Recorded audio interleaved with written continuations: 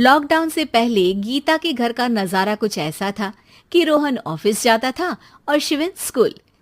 जिनके घर से जाने के बाद गीता काम खत्म करके बाकी समय आराम करती थी।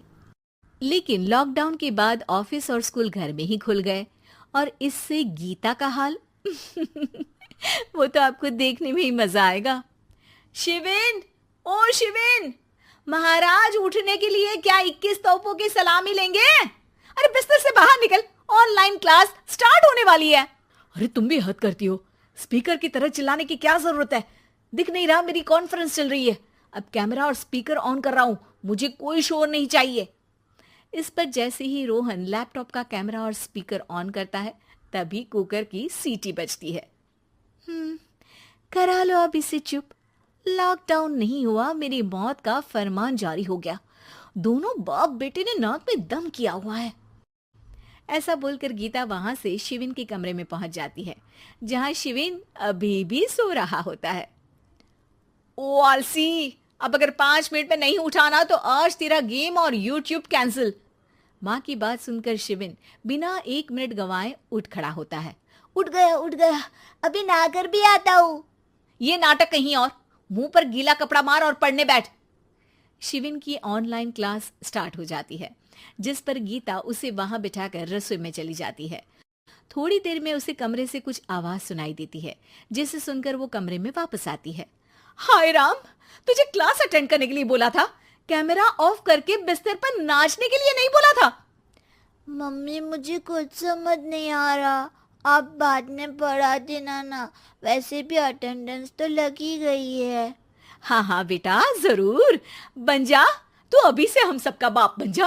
अरे नहीं मतलब कहाँ से लाते हो इतना दिमाग, और पढ़ाई करते हुए ये चला कहाँ जाता है? नाइस क्वेश्चन, दिमाग से पूछकर बता दूंगा। शिविन की बातों से परेशान होकर गीता उसे मारने के लिए जैसे ही आगे बढ़ती है तभी वो कमरे से बाहर भाग जाता है। अब शिविन आगे आगे और गीता हाथ में चप्पल पकड़े उसके पीछे पीछे पूरे घर में दोनों घूम रहे होते हैं।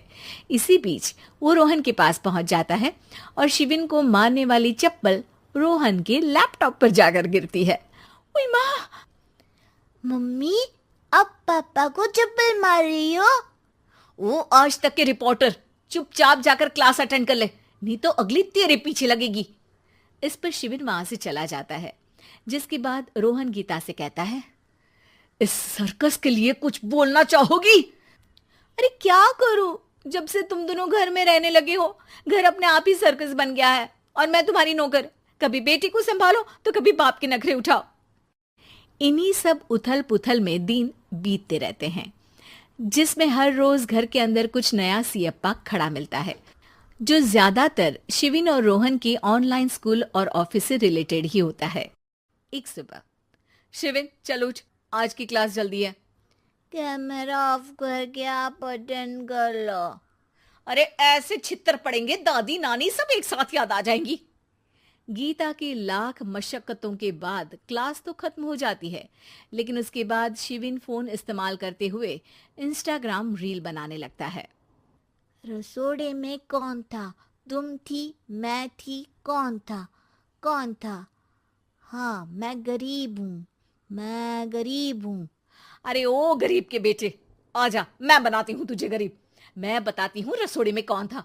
पढ़ाई करने बोलो तो इनकी माँ मर जाती है, और ये पागलपंतियां जितनी मर्जी करा लो। गीता शिविन को डांट रही होती है, तभी रोहन बीच में बोल पड़ता है। अरे बच्चा ही तो है, इतना गुस्सा क्यों कर रही हो? बेटे का साथ देने की इसी एक कोशिश में अब शिविन के साथ साथ रोहन भी गीता के गुस्से की सूली पर चढ़ जाता है। अगर बेटे पर इतना ही प्यार आ रहा है तो इसे क्लास अटेंड क्यों नहीं कराते, इसका होमवर्क क्यों नहीं कराते? उस समय तो बहुत जल्दी मीटिंग आ जाती है, वो काम मैं करूं और यहाँ इस बेफिजुली की चीज में तरफदारी करके बन जाओ महान। हे भगवान, कोई तो इनके ऑफिस और स्कूल खुलवाओ, मैं इन्हें और घर में नहीं सह सकती। अरे कुछ और मांग लेती, क्योंकि तुम्हारी ये विश इस साल तो पूरी होने से रही, कोरोना। हाय नास पिटे ने जिंदगी ही बर्बाद कर दी। खाए कोई पचाए कोई, कल मुझे चुन चुन कर सबको मेरी बद्दुआ लगेगी। उन्होंने दुनिया का और इन बाप बेटे दोनों ने मेरा जीना मुश्किल कर दिया। गीता वहां से चली जाती है, जिसके बाद रोहन शिविन से कहता है, अरे तुम्हारी मम्मी इतनी भड़की हुई क्यों है? आपकी वजह से पूरा समय घर में रहते हो और उस पर कोई काम कराने की जगह बस ऑर्डर देते रहते हो। अच्छा बेटे, सारा इल्जाम मुझ पर? पूरा दिन तो वो तुम पर ही चिल्लाती है।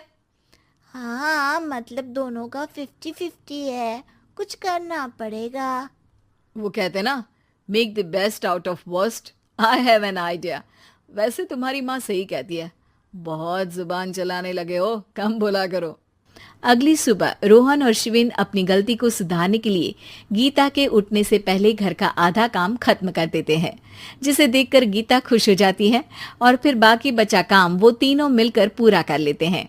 जिसके बाद अब वो सब मिल बांट कर हर काम में एक दूसरे की मदद करते हुए लॉकडाउन का मजा लेने लगते हैं।